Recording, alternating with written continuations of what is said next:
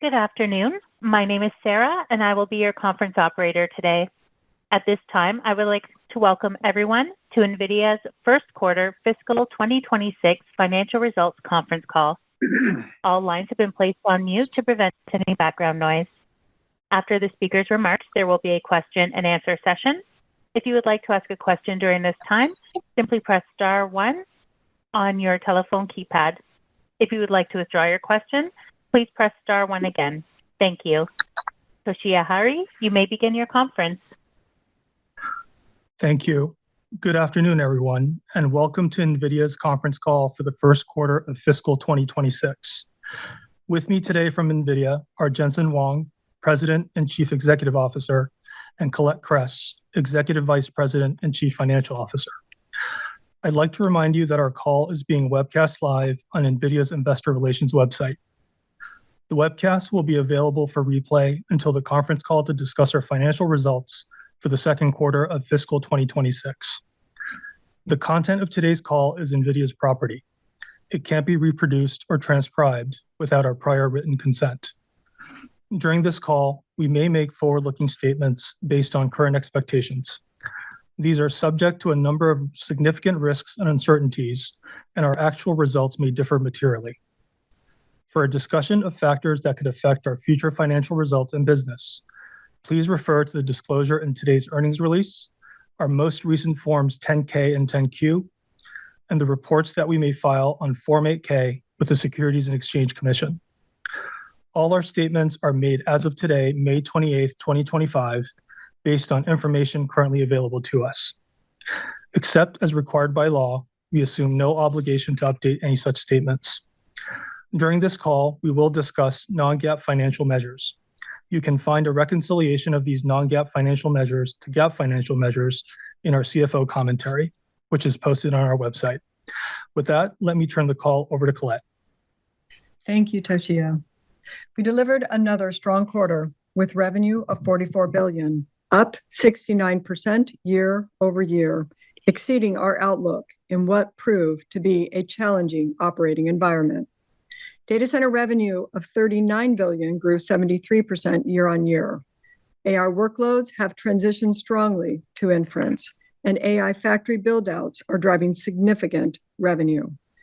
Our customers' commitments are firm. On April 9th, the U.S. government issued new export controls on H20, our data center GPU designed specifically for the China market. We sold H20 with the approval of the previous administration.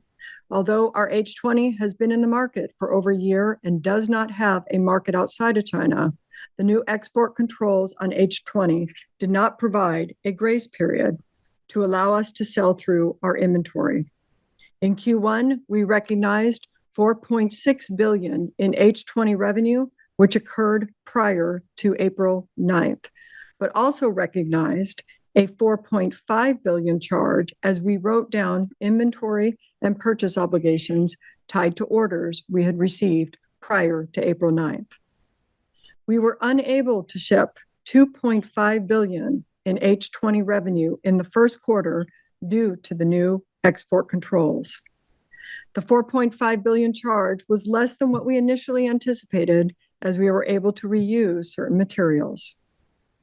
We are still evaluating our limited options to supply data center compute products compliant with the U.S. government's revised export control rules.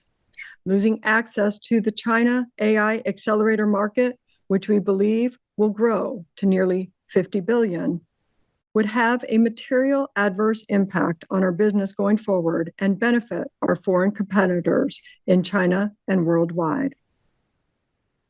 Our Blackwell ramp, the fastest in our company's history, drove a 73% year-on-year increase in data center revenue. Blackwell contributed nearly 70% of data center compute revenue in the quarter, with a transition from Hopper nearly complete. The introduction of GB200 NVL was a fundamental architectural change to enable data center scale workloads and to achieve the lowest cost per inference token. While these systems are complex to build, we have seen a significant improvement in manufacturing yields, and rack shipments are moving to strong rates to end customers. GB200 NVL racks are now generally available for model builders, enterprises, and sovereign customers to develop and deploy AI. On average, major hyperscalers are each deploying nearly 1,000 NVL 72 racks, or 72,000 Blackwell GPUs per week, and are on track to further ramp output this quarter. Microsoft, for example, has already deployed tens of thousands of Blackwell GPUs and is expected to ramp to hundreds of thousands of GB200s with OpenAI as one of its key customers. Key learnings from the GB200 ramp will allow for a smooth transition to the next phase of our product roadmap, Blackwell Ultra. Sampling of GB300 systems began earlier this month at the major CSPs, and we expect production shipments to commerce later this quarter. GB300 will leverage the same architecture, same physical footprint, and the same electrical and mechanical specifications as GB200. The GB300 drop-in design will allow CSPs to seamlessly transition their systems and manufacturing used for GB200 while maintaining high yields. B300 GPUs with 50% more HBM will deliver another 50% increase in dense FP4 inference compute performance compared to the B200. We remain committed to our annual product cadence, with our roadmap extending through 2028, tightly aligned with the multiple-year planning cycles of our customers. We are witnessing a sharp jump in inference demand. OpenAI, Microsoft, and Google are seeing a step function leap in token generation. Microsoft processed over 100 trillion tokens in Q1, a five-fold increase on a year-over-year basis. This exponential growth in Azure OpenAI is representative of strong demand for Azure AI Foundry, as well as other AI services across Microsoft's platform. Inference-serving startups are now serving models using B200, tripling their token generation rate and corresponding revenues for high-value reasoning models such as DeepSeek R1, as reported by Artificial Analysis. NVIDIA Dynamo on Blackwell NVL72 turbocharges AI inference throughput by 30x for the new reasoning models sweeping the industry. Developer engagements increased, with adoption ranging from LLM providers such as Perplexity to financial services institutions such as Capital One, who reduced agentic chatbot latency by 5x with Dynamo. In the latest MLPerf inference results, we submitted our first results using GB200 NVL72, delivering up to 30x higher inference throughput compared to our 8 GPU H200 submission on the challenging Llama 3.1 benchmark. This feat was achieved through a combination of tripling the performance per GPU as well as 9x more GPUs, all connected on a single NVLink domain. And while Blackwell is still early in its life cycle, software optimizations have already improved its performance by 1.5x in the last month alone. We expect to continue improving the performance of Blackwell through its operational life, as we have done with Hopper and Ampere. For example, we increased the inference performance of Hopper by 4 times over 2 years. This is the benefit of NVIDIA's programmable CUDA architecture and rich ecosystem. The pace and scale of AI factory deployments are accelerating, with nearly 100 NVIDIA-powered AI factories in flight this quarter, a twofold increase year over year, with the average number of GPUs powering each factory also doubling in the same period. And more AI factory projects are starting across industries and geographies. NVIDIA's full stack architecture is underpinning AI factory deployments as industry leaders like AT&T, BYD, Capital One, Foxconn, MediaTek, and Telenor are strategically vital sovereign clouds like those recently announced in Saudi Arabia, Taiwan, and the UAE. We have a line of sight to projects requiring tens of gigawatts of NVIDIA AI infrastructure in the not-too-distant future. The transition from generative to agentic AI capable of perceiving, reasoning, planning, and acting, will transform every industry, every company, and country. We envision AI agents as a new digital workforce capable of handling tasks ranging from customer service to complex decision-making processes. We introduced the Llama Nemotron family of open reasoning models designed to supercharge agentic AI platforms for enterprises. Built on the Llama architecture, these models are available as NIMs or NVIDIA inference microservices with multiple sizes to meet diverse deployment needs. Our post-training enhancements have yielded a 20% accuracy boost and a 5x increase in inference speed.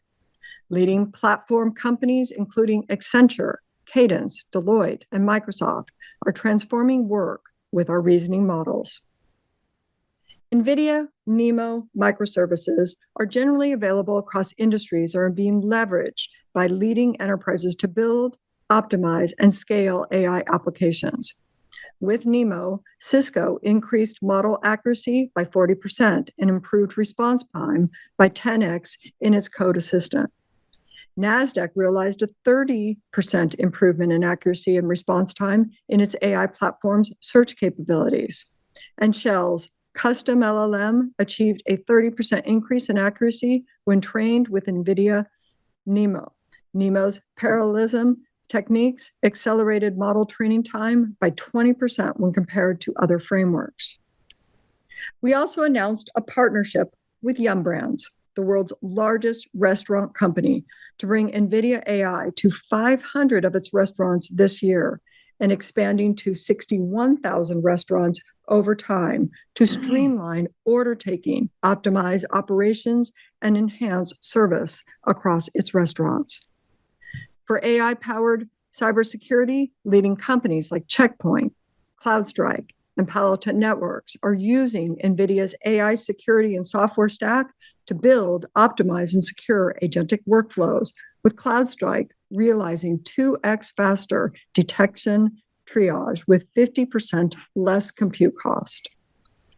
Moving to networking, sequential growth in networking resumed in Q1 with revenue up 64% quarter over quarter to $5 billion. Our customers continue to leverage our platform to efficiently scale up and scale out AI factory workloads. We created the world's fastest switch, NVLink. For scale up, our NVLink compute fabric in its 5th generation offers 14x the bandwidth of PCIe Gen 5. NVLink 72 carries 130 terabytes per second of bandwidth in a single rack, equivalent to the entirety of the world's peak internet traffic. NVLink is a new growth vector and is off to a great start, with Q1 shipments exceeding $1 billion. At Computex, we announced NVLink Fusion. Hyperscale customers can now build semi-custom CCUs and accelerators that connect directly to the NVIDIA platform with NVLink. We are now enabling key partners, including ASIC providers such as MediaTek, Marvell, Alchip Technologies, and Astera Labs, as well as CPU suppliers such as Fujitsu and Qualcomm, to leverage NVLink Fusion to connect our respective ecosystems. For scale out, our enhanced Ethernet offerings deliver the highest throughput, lowest latency networking for AI. Spectrum X posted strong sequential and year-on-year growth and is now annualizing over $8 billion in revenue. Adoption is widespread across major CSPs and consumer internet companies, including CoreWeave, Microsoft Azure, Oracle Cloud, and xAI. This quarter, we added Google Cloud and Meta to the growing list of Spectrum X customers.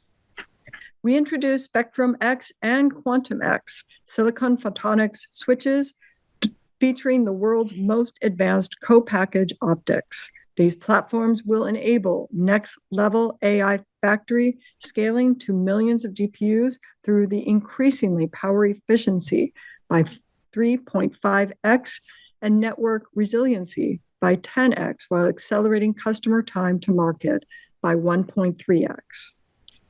Transitioning to a quick summary of our revenue by geography.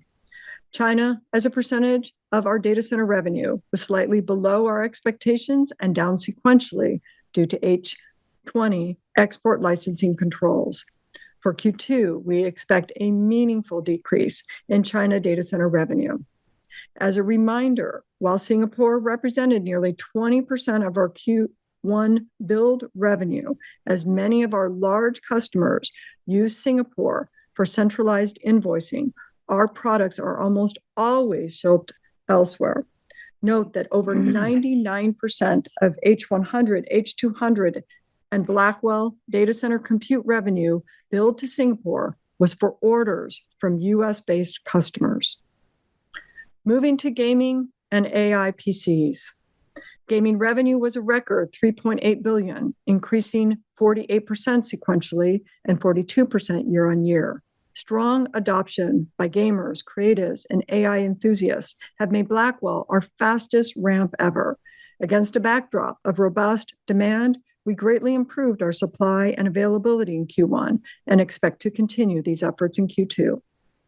AI is transforming PC and creator and gamers. With a 100 million user installed base, GeForce represents the largest footprint for PC developers. This quarter, we added to our AI PC laptop offerings, including models capable of running Microsoft's Copilot+. This past quarter, we brought Blackwell architecture to mainstream gaming with its launch of GeForce RTX 5060 and 5060 Ti, starting at just $299. The RTX 5060 also debuted in laptops starting at $1,099. These systems that double the frame rate and slash latency. These GeForce RTX 5060 and 5060 Ti desktop GPUs and laptops are now available. In console gaming, the recently unveiled Nintendo Switch 2 leverages NVIDIA's neural rendering and AI technologies, including next-generation custom RTX GPUs with DLSS technology, to deliver a giant leap in gaming performance to millions of players worldwide.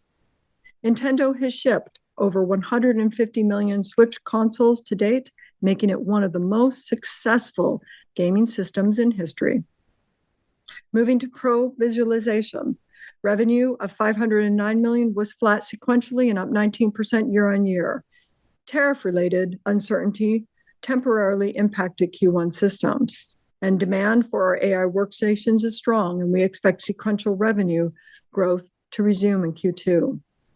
NVIDIA DGX Spark and Station revolutionize personal computing by putting the power of an AI supercomputer in a desktop form factor. DGX Spark delivers up to 1 petaflop of AI compute, while DGX Station offers an incredible 20 petaflops and is powered by the GB300 superchip. DGX Spark will be available in calendar Q3 and DGX Station later this year. We have deepened Omniverse's integration and adoption into some of the world's leading software platforms, including Databricks, SAP, and Schneider Electric. New Omniverse blueprints, such as Mega for at-scale robotic fleet management, are being leveraged in Kion Group, Pegatron, Accenture, and other leading companies to enhance industrial operations. At Computex, we showcased Omniverse's great traction with technology manufacturing leaders, including TSMC, Quanta, Foxconn, Pegatron. Using Omniverse, TSMC saves months in work by designing fabs virtually. Foxconn accelerates thermal simulations by 150x, and Pegatron reduced assembly line defects rates by 67%.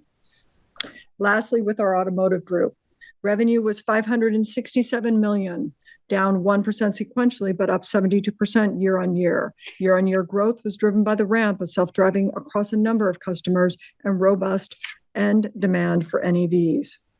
We are partnering with GM to build the next gen vehicles, factories, and robots using NVIDIA AI, simulation, and accelerated computing. And we are now in production with our full stack solution for Mercedes-Benz, starting with the new CLA, hitting roads in the next few months. We announced Isaac GR00T N1, the world's first open, fully customizable foundation model for humanoid robots, enabling generalized reasoning and skill development. We also launched new open NVIDIA Cosmo World Foundation models. Leading companies include 1X, Agility Robotics, Figure AI, Uber, and Wabi.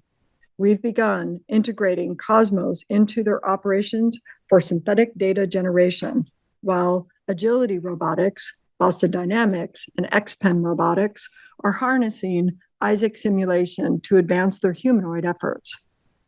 GE Healthcare is using the new NVIDIA Isaac platform for healthcare simulation, built on NVIDIA Omniverse and using NVIDIA Cosmos. The platform speeds development of robotic imaging and surgery systems. The era of robotics is here. Billions of robots, hundreds of millions of autonomous vehicles, and hundreds of thousands of robotic factories and warehouses will be developed. All right, moving to the rest of the P&L. GAAP gross margins and non-GAAP gross margins were 60.5% and 61%, respectively. Excluding the $4.5 billion charge, Q1 non-GAAP gross margins would have been 71.3%, slightly above our outlook at the beginning of the quarter.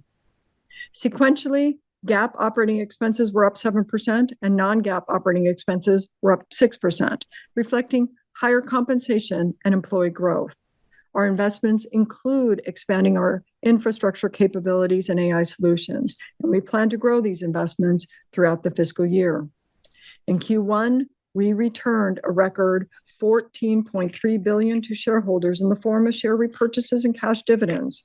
Our capital return program continues to be a key element of our capital allocation strategy. Let me turn to the outlook for the second quarter.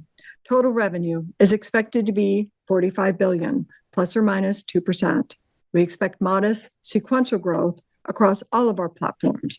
In data center, we anticipate the continued ramp of Blackwell to be partially offset by a decline in China revenue. Note, our outlook reflects a loss in H20 revenue of approximately $8 billion for the second quarter.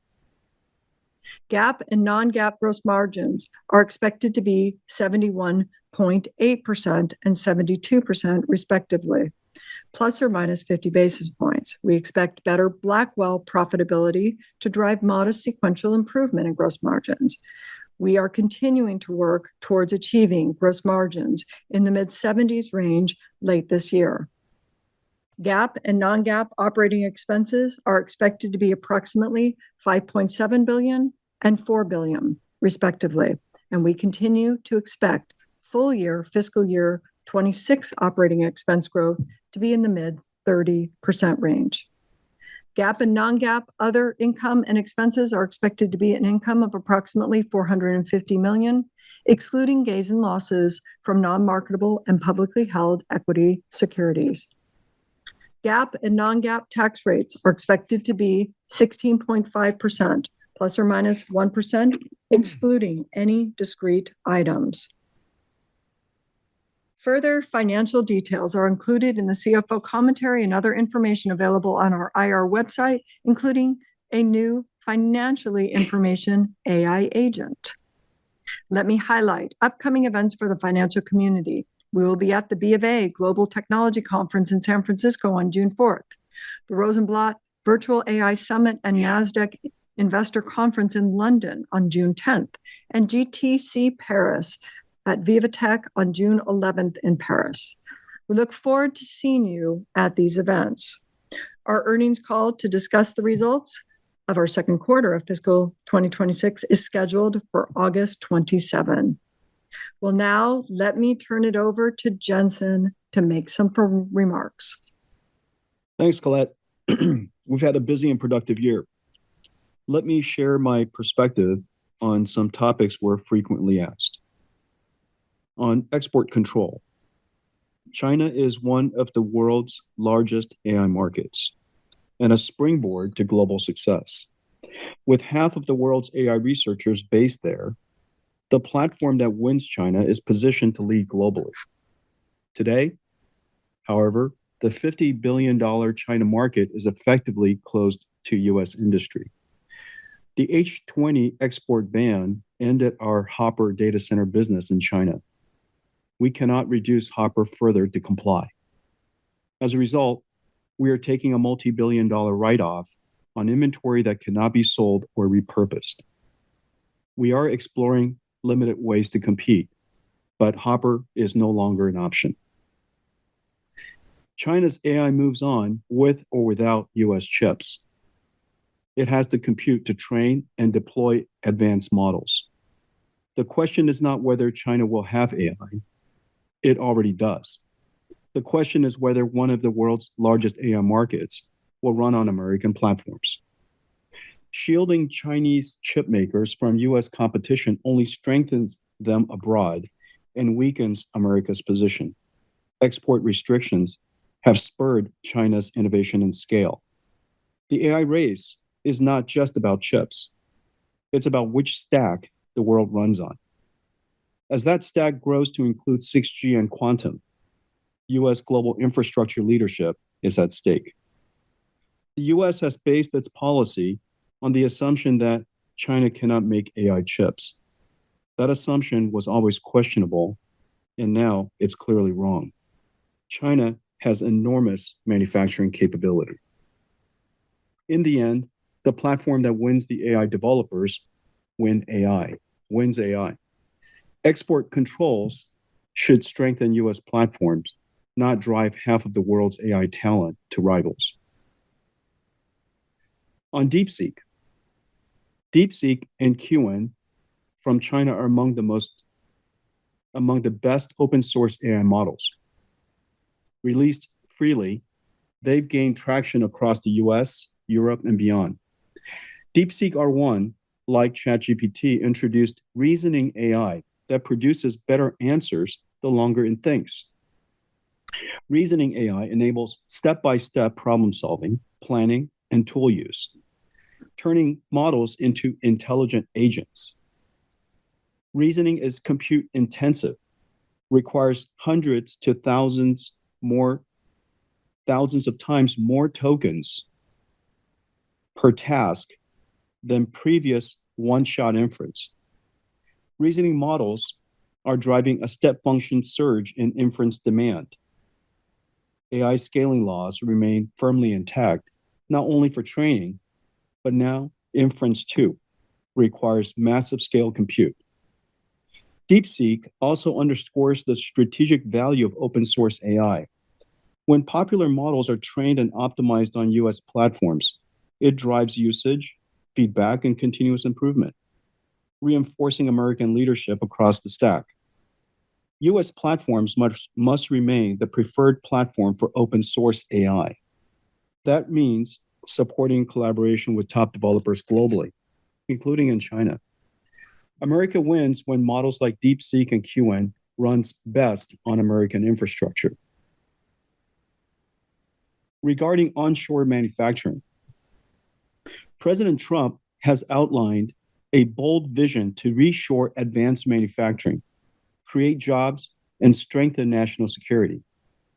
Future plants will be highly computerized in robotics. We share this vision. TSMC is building 6 fabs and 2 advanced packaging plants in Arizona to make chips for NVIDIA. Process qualification is underway, with volume production expected by year-end. SPIL and Amkor are also investing in Arizona, constructing packaging, assembly, and test facilities. In Houston, we're partnering with Foxconn to construct a 1 million square foot factory to build AI supercomputers. Wistron is building a similar plant in Fort Worth, Texas. To encourage and support these investments, we've made substantial long-term purchase commitments, a deep investment in America's AI manufacturing future. Our goal, from chip to supercomputer, built in America within a year.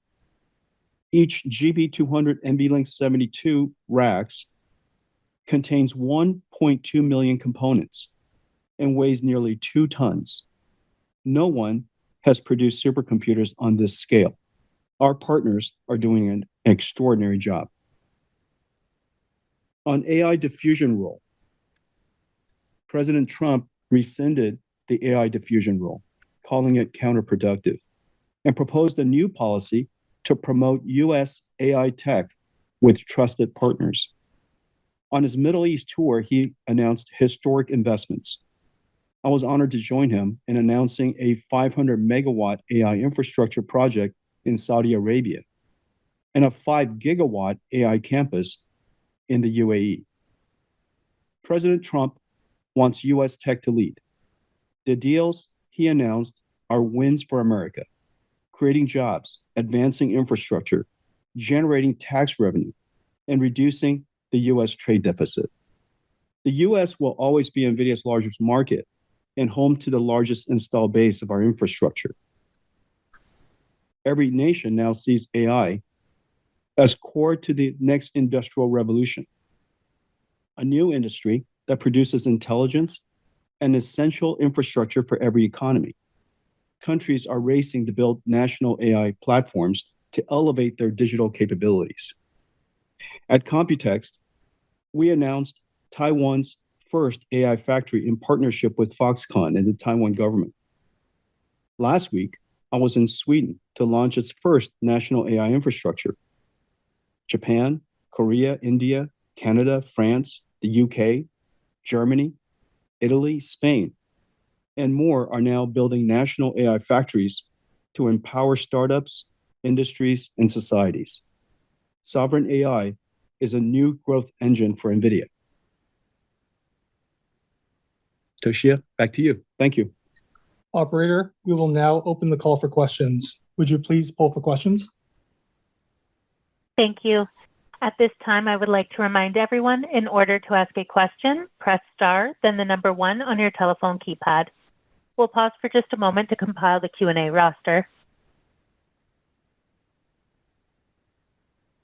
Your first question comes from the line of Joe Moore with Morgan Stanley. Your line is open.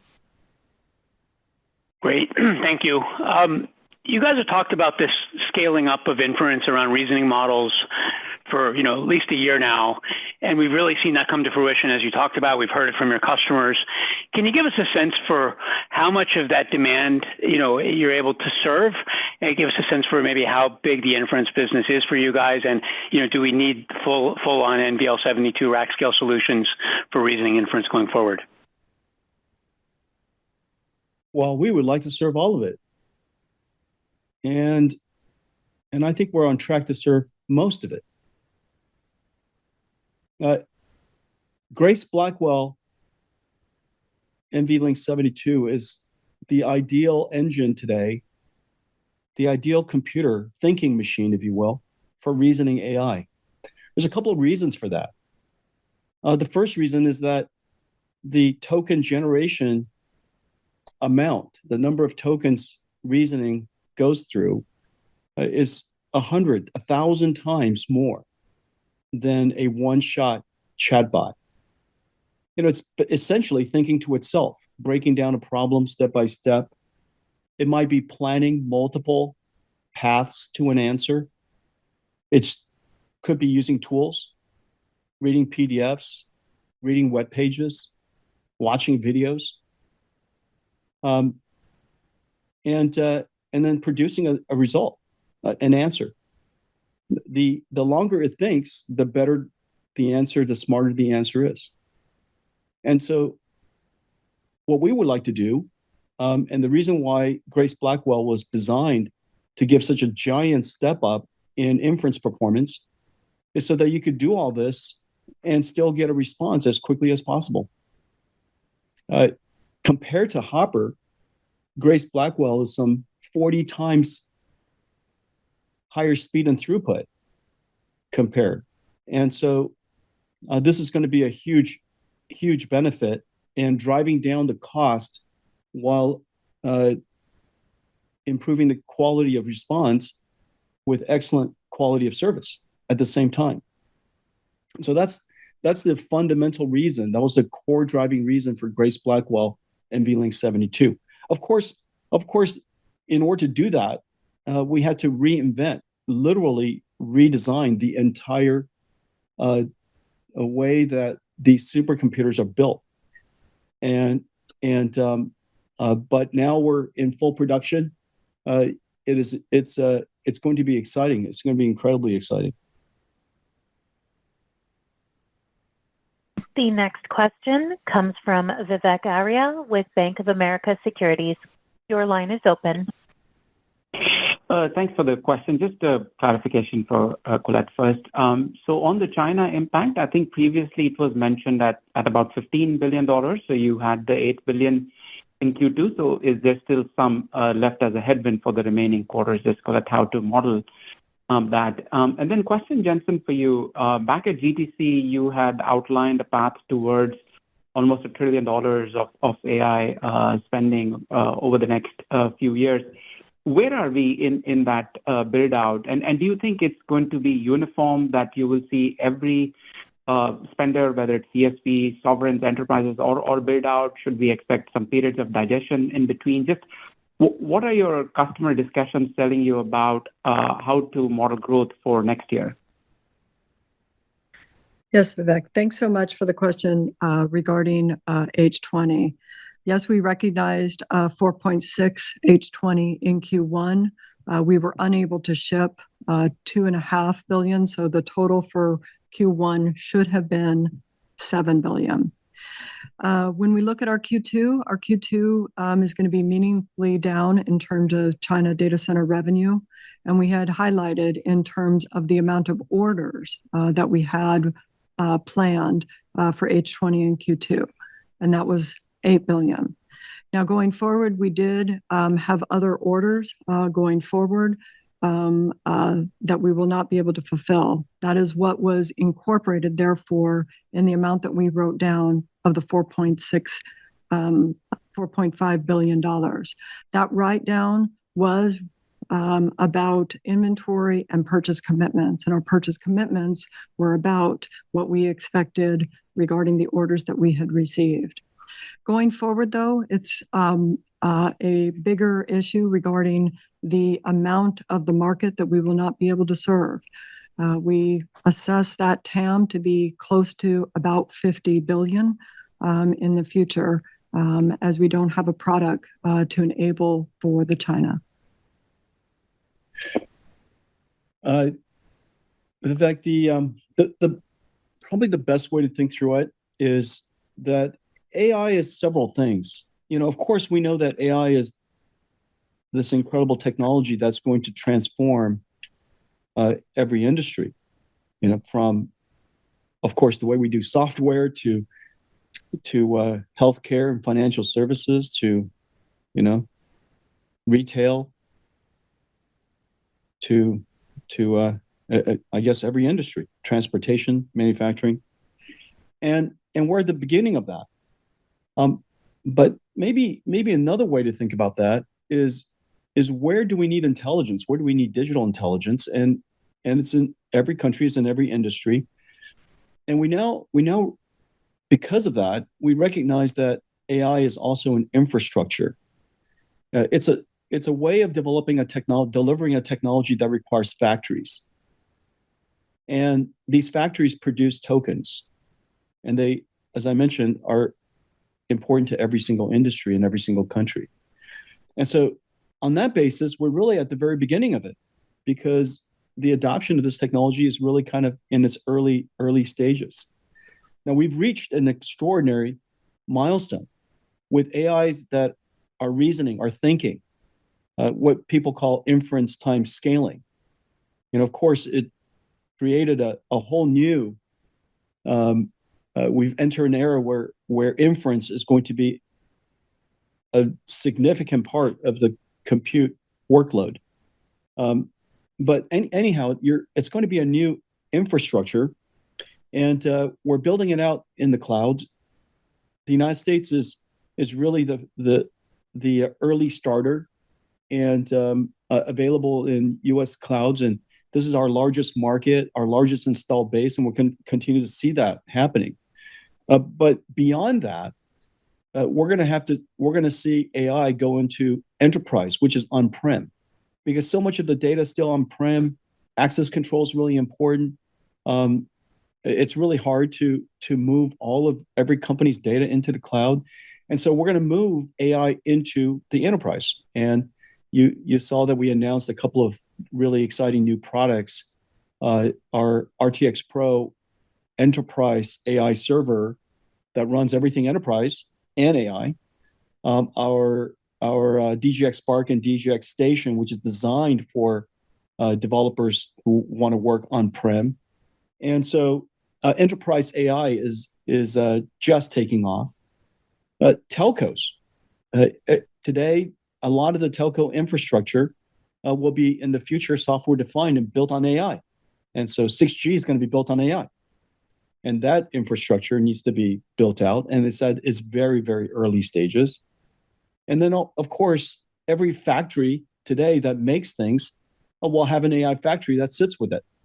And the AI factory is going to be creating AI and operating AI for the factory itself, but also to power the products and the things that are made by the factory. So it's very clear that every car company will have AI factories, and very soon there'll be robotics companies, robot companies, and those companies will be also building AIs to drive the robots.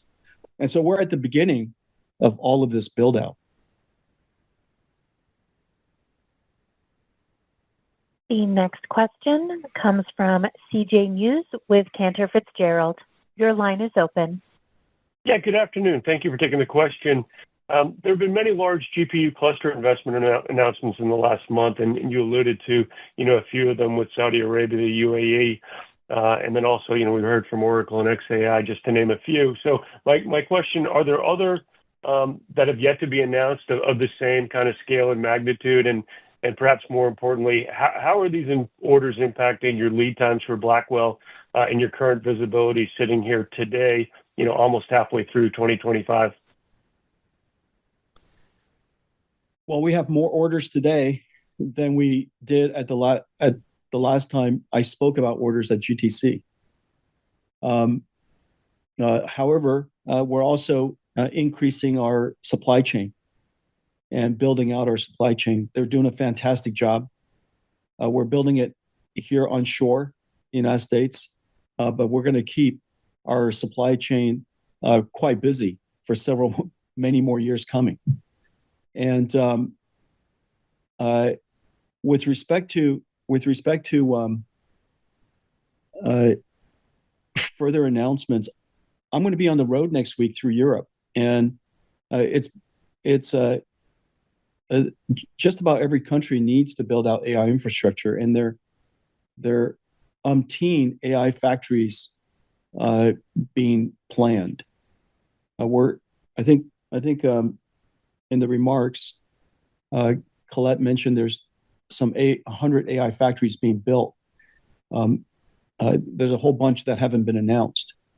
And I think the important concept here, which makes it easier to understand, is that like other technologies that impact literally every single industry, of course, electricity was one, and it became infrastructure.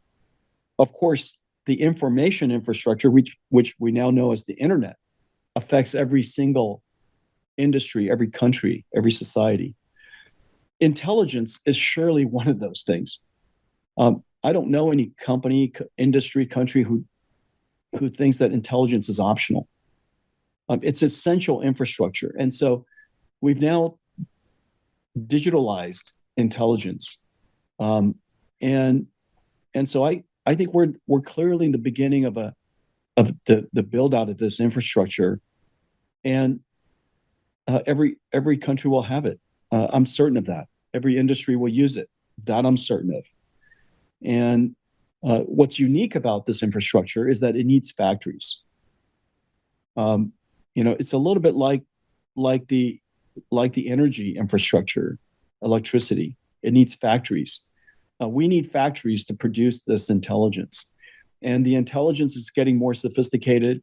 We were talking about earlier that we had a huge breakthrough in the last couple of years with reasoning AI, and now there are agents that reason, and there's super agents that use a whole bunch of tools, and then there's clusters of super agents where agents are working with agents, solving problems. And so you could just imagine, compared to one-shot chatbots and the agents that are now using AI built on these large language models, how much more compute intensive they really need to be and are. And so I think we're in the beginning of the build out, and there should be many, many more announcements in the future. Your next question comes from Ben Reitzes with Melius.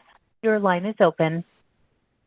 Yeah, hi. Thanks for the question. I wanted to ask, first to Colette, just a little clarification around the guidance and maybe putting it in a different way. The $8 billion for H20 just seems like, it's roughly $3 billion more than most people thought with regard to what you'd be foregoing in the second quarter. So that would mean that, with regard to your guidance, the rest of the business, in order to hit 45 is doing $2 to $3 billion or so better. So, I was wondering if that math made sense to you. And then, in terms of the guidance, that would imply the non-China business is doing, a bit better than the street expected. So, wondering, what the primary driver was there in your view. And then, this second part of my question, Jensen, I know you guide one quarter at a time, but with regard to the AI diffusion rule being lifted and this momentum with Sovereign, there's been times in your history where you guys have said on calls like this where you have more conviction in sequential growth throughout the year, et cetera. And given the unleashing of demand with AI diffusion being revoked and the supply chain increasing, does the environment give you more conviction in sequential growth as we go throughout the year? So first one for Colette, and then next one for Jensen. Thanks so much. Thanks, Ben, for the question. When we look at our Q2 guidance and our commentary that we provided, that had the export controls not occurred, we would have had orders of about $8 billion for H20. That's correct. That was a possibility for what we would have had in our outlook for this quarter in Q2. So what we also have talked about here is the growth that we've seen in Blackwell across many of our customers, as well as the growth that we continue to have in terms of supply that we need for our customers. So putting those together, that's where we came through with the guidance that we provided. I'm going to turn the rest over to Jensen to see how he wants to. Yeah, thanks. Thanks, Ben. I would say compared to the beginning of the year, compared to GTC timeframe, there are 4 positive surprises. The first positive surprise is the step function demand increase of reasoning AI. I think it is fairly clear now that AI is going through an exponential growth. and reasoning AI really busted through. Concerns about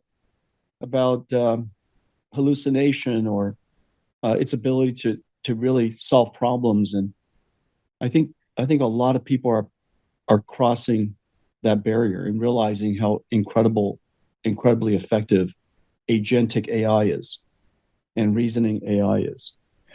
So number one is inference reasoning, and the exponential growth there, demand growth. The second one, you mentioned AI diffusion. It's really terrific to see that the AI diffusion rule was rescinded.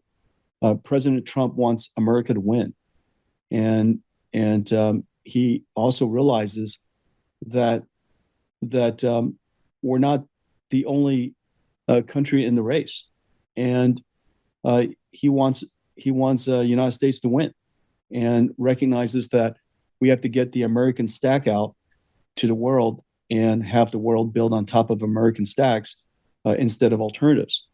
And so AI diffusion happened. The rescinding of it happened at almost precisely the time that countries around the world are awakening the importance of AI as an infrastructure, not just as a technology of great curiosity and great importance, but infrastructure for their industries and startups and society. Just as they had to build out infrastructure for electricity and internet, you got to build out an infrastructure for AI. I think that's an awakening, and that creates a lot of opportunity. The third is enterprise AI. Agents work, and these agents are really quite successful.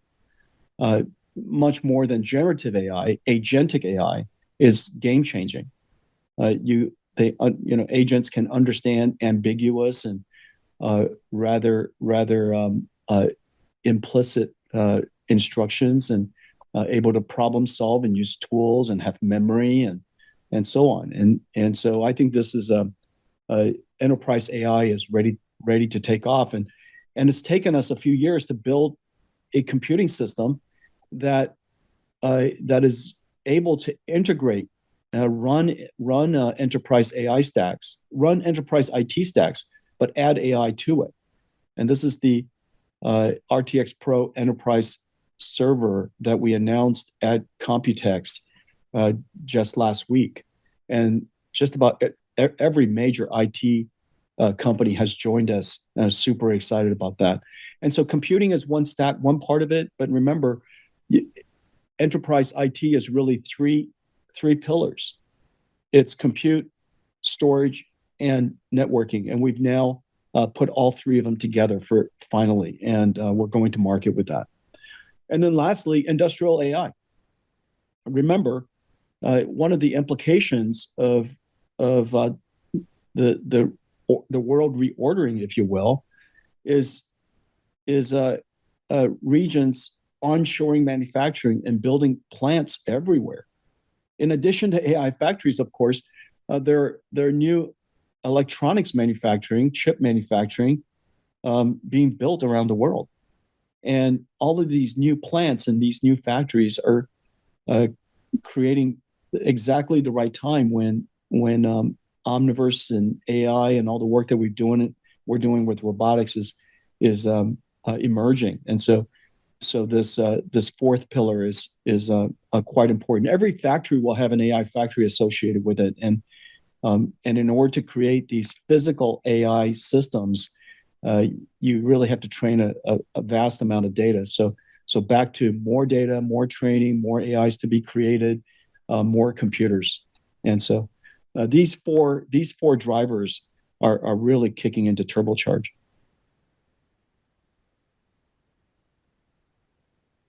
Your next question comes from Timothy Arcuri with UBS. Your line is open. Thanks a lot. Jensen, I wanted to ask about China. It sounds like the July guidance assumes there's no SKU replacement for the H20, but if the president wants the U.S. to win, it seems like you're going to have to be allowed to ship something into China. So I guess I had two points on that. First of all, have you been approved to ship a new modified version into China, and you're currently building it, but you just can't ship it in fiscal Q2? And then you were sort of run rating $7 to $8 billion a quarter into China. Can we get back to those sorts of quarterly run rates once you get something that you're, allowed to ship back into China? I think we're all trying to figure out how much to add back to our models and when. So, whatever you can say there would be great. Thanks. The president has a plan. He has a vision, and I trust him. With respect to our export controls, it's a set of limits, and the new set of limits pretty much make it impossible for us to reduce Hopper any further, for any productive use, and so the new limits, it's kind of the end of the road for Hopper. We have limited options, and so we just the key is to understand the limits. The key is to understand the limits and see if we can come up with interesting products that could continue to serve the Chinese market. We don't have anything at the moment, but we're considering it. We're thinking about it. Obviously, the limits are quite stringent at the moment, and we have nothing to announce today. And when the time comes, we'll engage the administration and discuss that. Your final question comes from the line of Aaron Rakers with Wells Fargo. Your line is open. Hi, this is Jake on for Aaron. Thanks for taking the question and congrats on the great quarter. I was wondering if you could give some additional color around the strength you saw within the networking business, particularly around the adoption of your Ethernet solutions at CSPs, as well as any change you're seeing in network attach rates. Yeah, thank you for that. We now have 3 networking platforms, maybe 4. The first one is the scale up platform to turn a computer into a much larger computer. Scaling up is incredibly hard to do. Scaling out is easier to do, but scaling up is hard to do. And that platform is called NVLink. And NVLink comes with it chips and switches and NVLink spines, and it's really complicated. But anyways, that's our new platform, scale up platform. In addition to InfiniBand, we also have Spectrum-X. We've been fairly consistent that Ethernet was designed for a lot of traffic that are independent. But in the case of AI, you have a lot of computers working together. And the traffic of AI is insanely bursty. Latency matters a lot because the AI is thinking and it wants to get work done as quickly as possible. And you got a whole bunch of nodes working together. And so we enhanced Ethernet, added capabilities like extremely low latency, congestion control, adaptive routing, the type of technologies that were available only in InfiniBand to Ethernet. And as a result, we improved the utilization of Ethernet in these clusters. These clusters are gigantic, from as low as 50% to as high as 85%, 90%. And so the difference is if you had a cluster that's $10 billion and you improved its effectiveness by 40%, that's worth $4 billion. It's incredible. And so Spectrum-X has been really, quite frankly, a home run. And this last quarter, as we said in the prepared remarks, we added 2 very significant CSPs to the Spectrum-X adoption. And then the last one is Bluefield, which is our control plane. And so in those 4, the control plane of the network, which is used for storage, it's used for security, and for many of these clusters that want to achieve isolation among its users, multi-tenant clusters, and still be able to use and have extremely high performance bare metal performance. Bluefield is ideal for that and is used in a lot of these cases. And so we have these four networking platforms. They're all growing, and we're doing really well. I'm very proud of the team. Jensen, over to you. That is all the time we have for questions. Okay. Jensen, I will turn the call back to you. Thank you. This is the start of a powerful new wave of growth. Grace Blackwell is in full production. We're off to the races. We now have multiple significant growth engines. Inference, one's delighted workload, is surging with revenue-generating AI services. AI is growing faster and will be larger than any platform shifts before, including the internet, mobile, and cloud. Blackwell is built to power the full AI lifecycle, from training frontier models to running complex inference and reasoning agents at scale. Training demands continues to rise with breakthroughs in post-training and like reinforcement learning and synthetic data generation. But inference is exploding. Reasoning AI agents require orders of magnitude more compute. The foundations of our next growth platforms are in place and ready to scale. Sovereign AI, nations are investing in AI infrastructure like they once did for electricity and internet. Enterprise AI must be deployable on-prem and integrated with existing IT. Our RTX Pro, DGX Spark, and DGX Station enterprise AI systems are ready to modernize the $500 billion IT infrastructure on-prem or in the cloud. Every major IT provider is partnering with us. Industrial AI, from training to digital twin simulation to deployment, NVIDIA Omniverse and Isaac GR00T are powering next-generation factories and humanoid robotic systems worldwide. The age of AI is here. From AI infrastructures, inference at scale, sovereign AI, enterprise AI, and industrial AI. NVIDIA is ready. Join us at GTC Paris. I'll keynote at VivaTech on June 11th, talking about quantum GPU computing, robotic factories and robots, and celebrate our partnerships building AI factories across the region. The NVIDIA band will tour France, the UK, Germany, and Belgium. Thank you for joining us at the earnings call today. See you in Paris. This concludes today's conference call. You may now disconnect.